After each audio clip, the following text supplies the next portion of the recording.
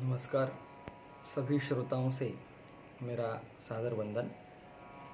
अभी मैं एक पुस्तक पढ़ रहा था, उसका नाम है संस्कृति के 4 अध्याय। ये हिंदी के महान कवि, राष्ट्र कवि रामधारी सिंह दिनकर इन्होंने लिखा है और इतिहास के विषय में दीपस्तंभ जैसा एक ग्रंथ है। इसकी प्रस्तावना में पढ़ रहा था।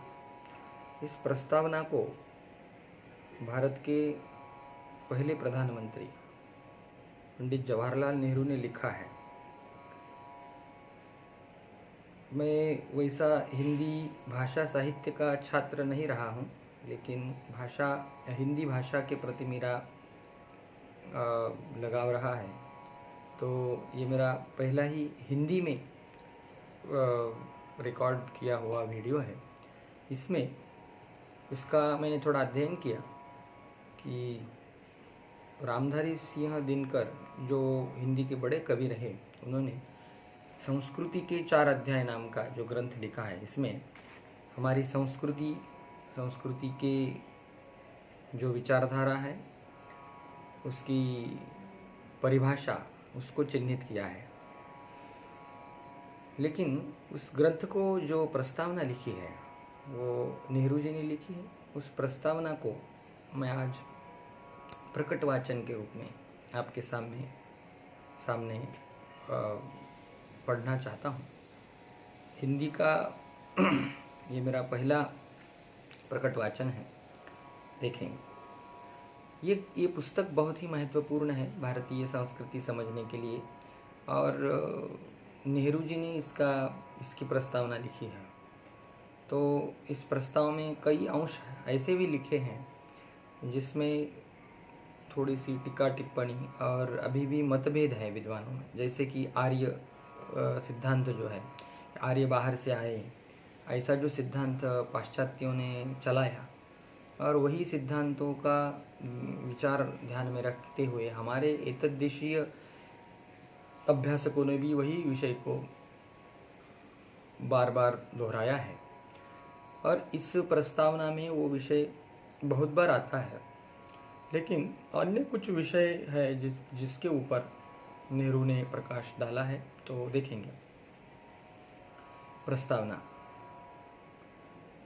मेरे मित्र और साथी दिनकर ने अपनी पुस्तक के लिए जो विषय चुना है वह बहुत ही मोहक और दिलचस्प है। यह ऐसा विषय है जिससे अक्सर मेरा अपना मन भी ओतप्रोत रहा है, और मैंने जो कुछ लिखा है उस पर इस विषय की छाप आपसे आप पड़ गई है। अक्सर मैं अपने आप से सवाल करता हूँ, भारत है क्या? उसका तत्व या सार क्या है? वे शक्तियाँ कौन सी है जिनसे भारत का निर्माण हुआ है, तथा अतीत और वर्तमान विश्व को प्रभावित करने वाली प्रमुख प्रवृत्तियों के साथ उनका क्या संबंध है? यह विषय अत्यंत विशाल है और उसके दायरे में भारत से बाहर के तमाम मानवीय व्यापार आ जाते हैं, और मेरा ख्याल है कि किसी भी व्यक्ति के लिए यह संभव नहीं है कि वह इस संपूर्ण विषय के साथ अकेला ही न्याय कर सके। फिर भी इसके कुछ खास पहलुओं को लेकर उन्हें समझने की कोशिश की जा सकती है। कम से कम यह तो संभव है ही हम अपने भारत को समझने का प्रयास करें। यद्यपि सारे संसार को अपने सामने न रखने पर भारत विषयक जो ज्ञान हम प्राप्त करेंगे वह अधूरा होगा। संस्कृति है क्या? शब्दकोश उलटने पर उसकी अनेक परिभाषाएं मिलती हैं।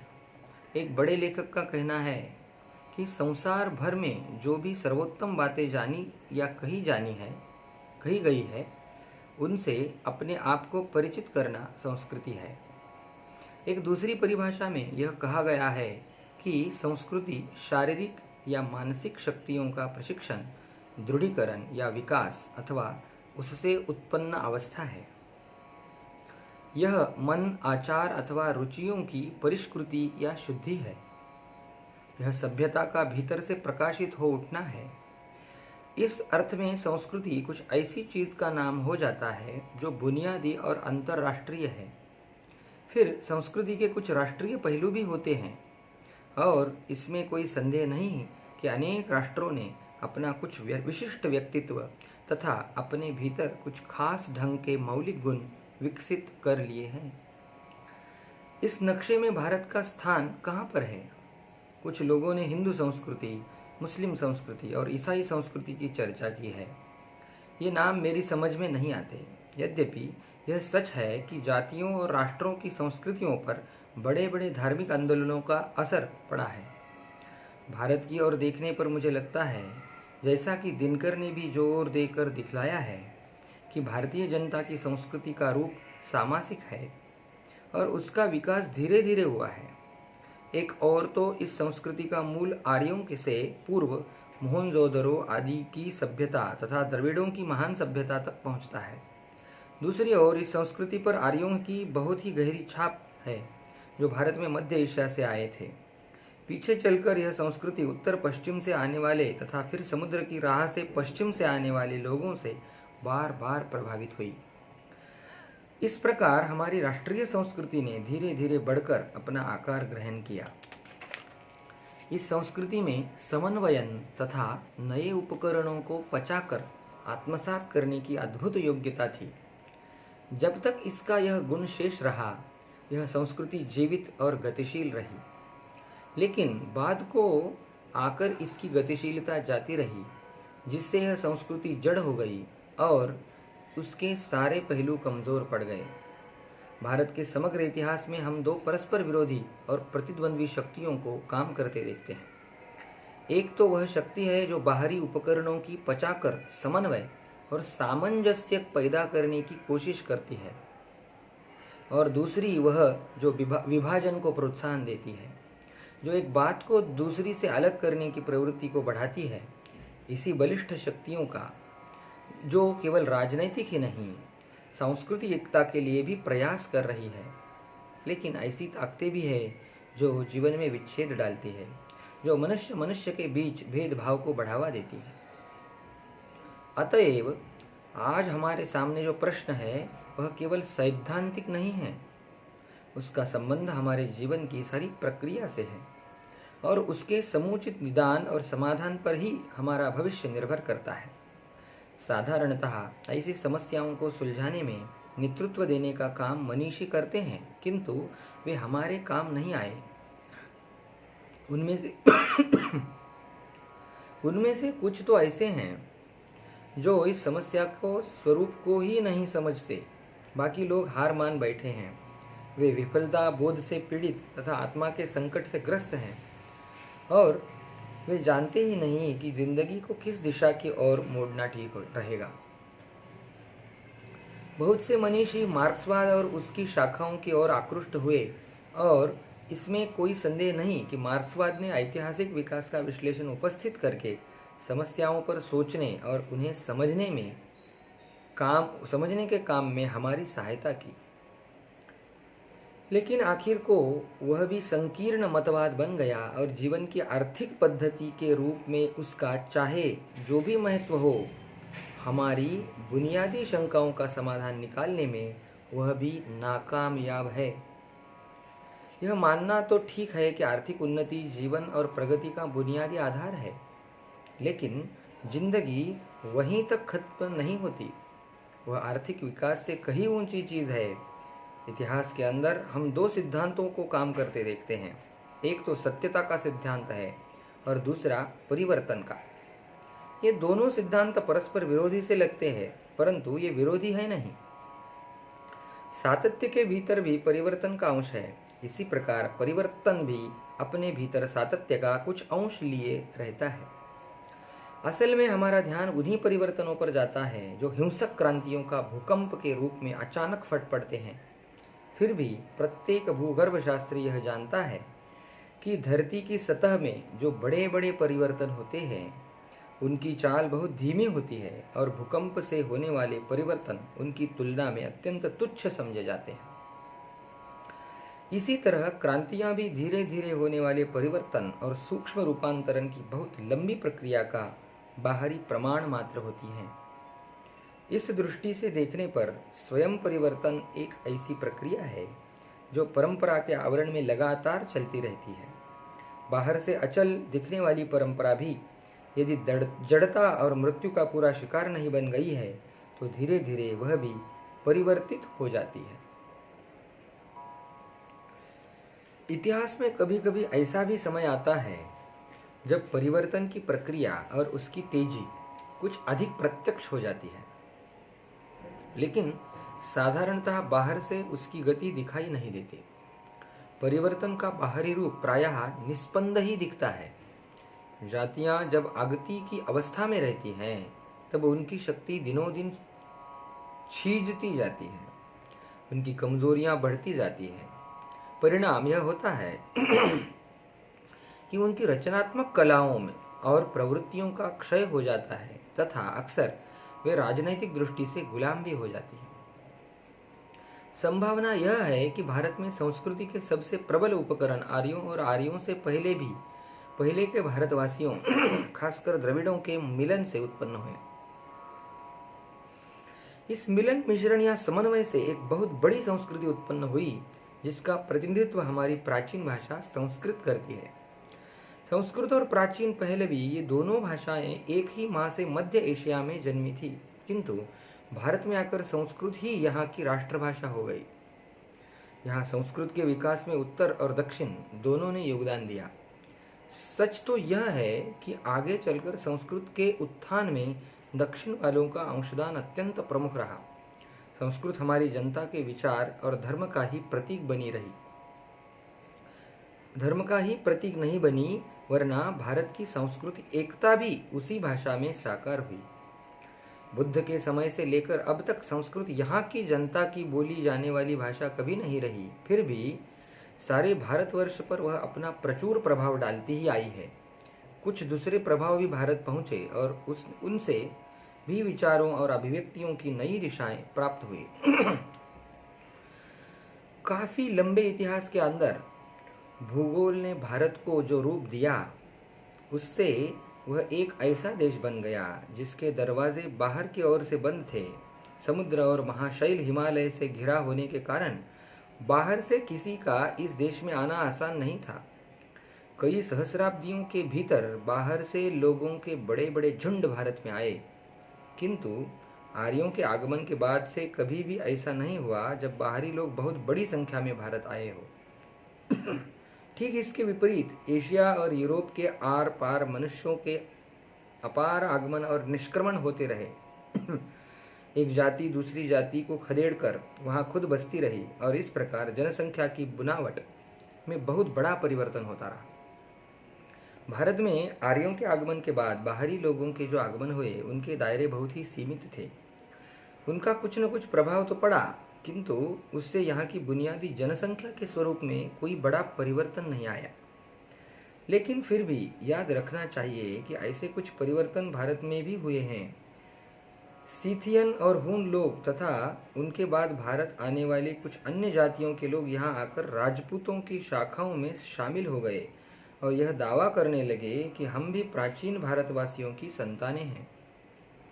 बहुत दिनों तक बाहरी दुनिया से अलग रहने के कारण भारत का स्वभाव भी और देशों से भिन्न हो गया।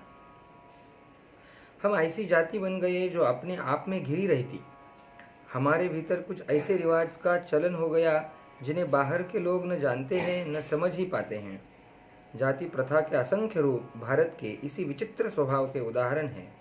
किसी भी दूसरे देश के लोग यह नहीं जानते कि छुआछूत क्या चीज़ है और दूसरों के साथ खाने पीने या विवाह करने में जाति को लेकर किसी को क्या उज्र होना चाहिए। इन सब बातों को लेकर हमारी दृष्टि संकुचित हो गई। आज भी भारतवासियों को दूसरे लोगों से खुलकर मिलने में कठिनाई महसूस होती है। अब ये जो नेहरू जी ने इस ग्रंथ की प्रस्तावना लिखी है वो 1950 में वगैरह लिखी है, उसके बाद 70 साल हो गए हैं, तो उसमें कुछ तब्दीलियाँ आई हैं। तो उनके विचार वो वहाँ के हैं और ऐसे बहुत कुछ विचार नेहरू के हैं जिसका हम प्रतिवाद कर सकते हैं।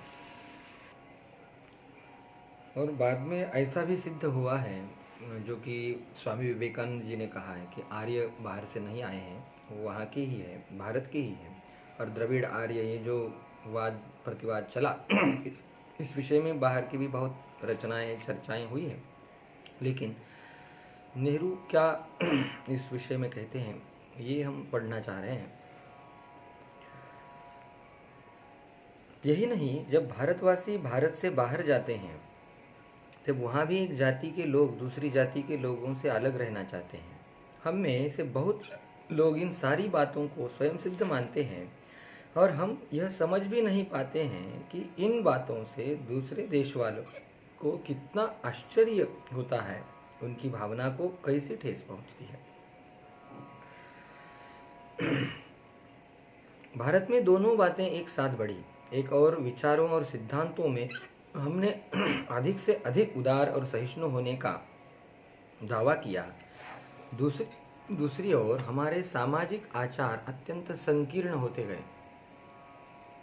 यह फटा हुआ व्यक्तित्व, सिद्धांत और आचरण का यह विरोध आज तक हमारे साथ है और आज भी हम उसके विरुद्ध संघर्ष कर रहे हैं। कितनी विचित्र बात है कि अपनी दृष्टि की संकीर्णता, आदतों और रिवाजों की कमजोरियों को हम यह कहकर नज़रअंदाज कर देना चाहते हैं कि हमारे पूर्वज बड़े लोग थे और उनके बड़े बड़े विचार हमें विरासत में मिले हैं। लेकिन पूर्वजों से मिले हुए ज्ञान एवं हमारे आचरण में भारी विरोध है और जब तक हम इस विरोध की स्थिति को दूर नहीं करते, हमारा व्यक्तित्व फटा का फटा रह जाएगा। जिन दिनों जीवन अपेक्षाकृत अधिक गतिहीन था, उन दिनों सिद्धांत और आचरण का यह विरोध उतना उग्र नहीं दिखाई देता था। लेकिन जो जो राजनैतिक और आर्थिक परिवर्तनों की रफ्तार तेज होती गई, इस विरोध की उग्रता भी अधिक से अधिक प्रत्यय होती आई है, अधिक से अधिक प्रत्यक्ष होती आई है। आज तो हम आणविक युग के दरवाजे पर खड़े हैं। इस युग की परिस्थितियां इतनी प्रबल है कि हमें अपने इस आंतरिक विरोध का शमन करना ही पड़ेगा और इस काम में हम कहीं असफल हो गए तो यह असफलता सारे राष्ट्र की पराजय होगी और हम उन अच्छाइयों को भी खो बैठेंगे जिन पर हम आज तक अभिमान करते आए हैं। जैसे हम बड़ी बड़ी राजनैतिक और आर्थिक समस्याओं का मुकाबला कर रहे हैं, वैसे ही हमें भारत के इस आध्यात्मिक संकट का भी सामना करना चाहिए। भारत में औद्योगिक क्रांति बड़ी तेजी से आ रही है और हम नाना रूपों में बदलते जा रहे हैं। राजनैतिक और आर्थिक परिवर्तनों का यह अनिवार्य परिणाम है कि उनसे सामाजिक परिवर्तन उत्पन्न होते हैं। अन्यथा समन्वय न तो हमारे वैयक्तिक जीवन में रह सकता है न राष्ट्रीय जीवन में। ऐसा नहीं हो सकता है कि राजनीतिक परिवर्तन और औद्योगिक प्रगति तो हो, किंतु हम यह मानकर बैठ रह जाएं कि सामाजिक क्षेत्र में हमें कोई परिवर्तन लाने की आवश्यकता नहीं है। राजनैतिक और आर्थिक परिवर्तनों के अनुसार समाज को परिवर्तित नहीं करने से हम पर जो बोझ पड़ेगा उसे हम बर्दाश्त नहीं कर पाएंगे, उसके नीचे हम टूट जाएंगे। ईसा के जन्म के बाद पहली सहस्राब्दी और उससे पहले के भारत की जो तस्वीर हमारे सामने आती है वह उस तस्वीर से भिन्न है जो बाद को मिलती है।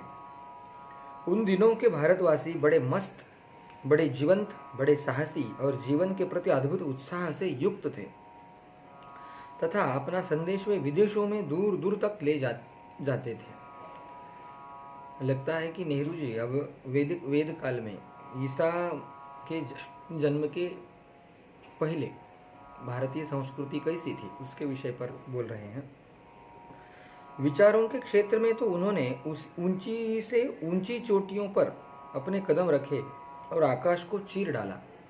उन्होंने अत्यंत गौरवमयी भाषा की रचना की और कला के क्षेत्र में उन्होंने अत्यंत उच्च कोटि की कार्यत्री प्रतिभा का परिचय दिया। उन दिनों का भारतीय जीवन घेरों में बंद नहीं था, न तत्कालीन समाज में ही जड़ता था, गतिहीनता की कोई बात थी।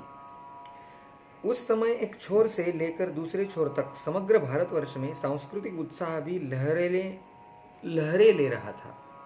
इसी समय दक्षिण भारतवर्ष के लोग दक्षिण पूर्व एशिया की ओर गए और वहाँ उन्होंने अपना उपनिवेश स्थापित किया। कंबोडिया वगैरह, चालुक्य आदि राजा गए थे। गुप्त चालुक्य ने, कोई अन्य राजा गए थे, याद नहीं आ रहा है, लेकिन वो राजा, जब हम एंकोर वाट में मंदिर देखते हैं विष्णु का, चालुक्य, शायद चालुक्य, तो वो दक्षिण पूर्व एशिया में भारत के राजा गए और वहाँ उन्होंने संस्कृति, भारतीय संस्कृति का परिचालन किया। दक्षिण से ही बौद्ध मत का संदेश लेकर बोधि धर्म चीन पहुंचा। इस साहसिक जीवन की अभिव्यक्ति में उत्तर और दक्षिण दोनों एक थे और वे परस्पर एक दूसरे का पोषण भी करते थे। इसके बाद पिछली शताब्दियों का समय आता है जब पतन की प्रक्रिया शुरू हो जाती है। भाषा में कृत्रिमता और स्थापत्य में सजावट की भरमार इसी पतनशीलता के प्रमाण है। यहाँ आकर हमारे विचार पुराने विचारों की आवृत्ति बन जाते हैं और कार्ययित्री शक्ति दिनों दिन क्षीण होने लगती है। शरीर और मन दोनों की साहसिकता से हम भय खाने लगते हैं तथा जाति प्रथा का और भी विकास होता है एवं समाज के दरवाजों चारों ओर से बंद हो जाते हैं। पहले की तरह बातें तो हम भी ऊंची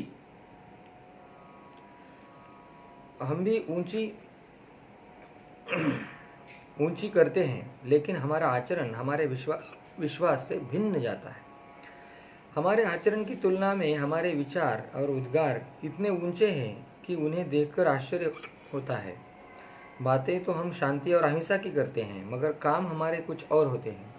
सिद्धांत तो हम सहिष्णुता बघारते हैं, लेकिन भाव हमारा यह होता है कि सब लोग वैसे ही सोचे जैसे हम सोचते हैं, और जब भी कोई हमसे भिन्न प्रकार से सोचता है तब हम उसे बर्दाश्त नहीं कर सकते।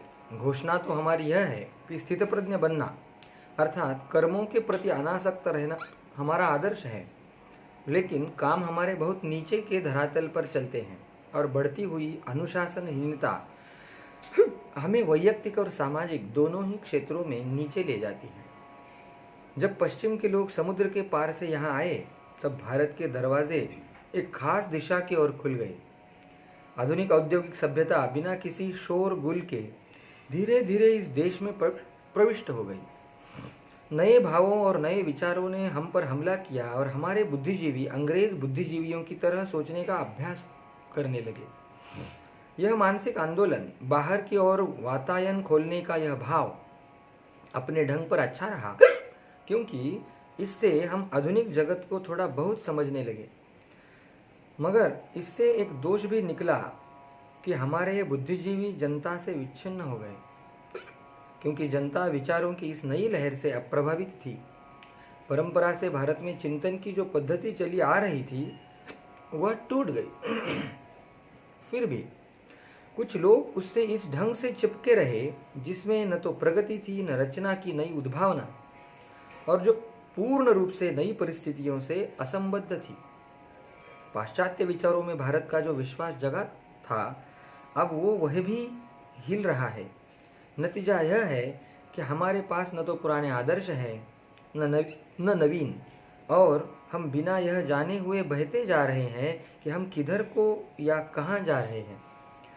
नई पीढ़ी के पास न तो कोई मानदंड है न कोई दूसरी ऐसी चीज़ जिससे वह अपने चिंतन या कर्म को नियंत्रित कर सके।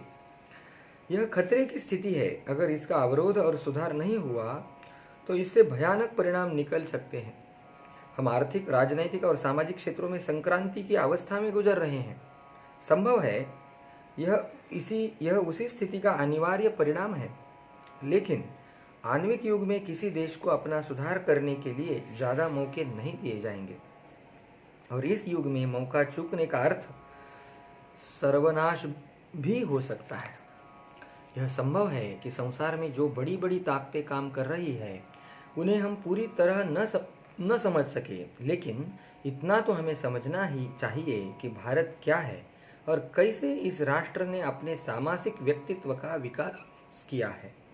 इसके व्यक्तित्व के विभिन्न पहलू कौन से हैं और उसकी दृढ़ता, एकता कहाँ छिपी हुई है। भारत में बसने वाली कोई भी जाति यह दावा नहीं कर सकती कि भारत के समस्त मन और विचारों पर उसी का एकाधिकार है। भारत आज जो कुछ है उसकी रचना में भारतीय जनता के प्रत्येक भाग का योगदान है। यदि हम इस बुनियादी बातों को नहीं समझ पाते हैं तो फिर हम भारत को भी समझने में असमर्थ रहेंगे, और यदि भारत को हम नहीं समझ सके तो हमारे भाव, विचार और काम सब के सब अधूरे रह जाएंगे और हम देश की ऐसी कोई सेवा नहीं कर सकेंगे जो ठोस और प्रभावपूर्ण हो। मेरा विचार है कि दिनकर की पुस्तक इन बातों के समझने में एक हद तक सहायक होगी, इसलिए मैं इसकी सराहना करता हूँ और आशा करता हूँ कि इसे पढ़कर अनेक लोग लाभान्वित होंगे। नई दिल्ली, 30 सितंबर 1955, जवाहरलाल नेहरू। ये वो पुस्तक है संस्कृति के 4 अध्याय। धन्यवाद।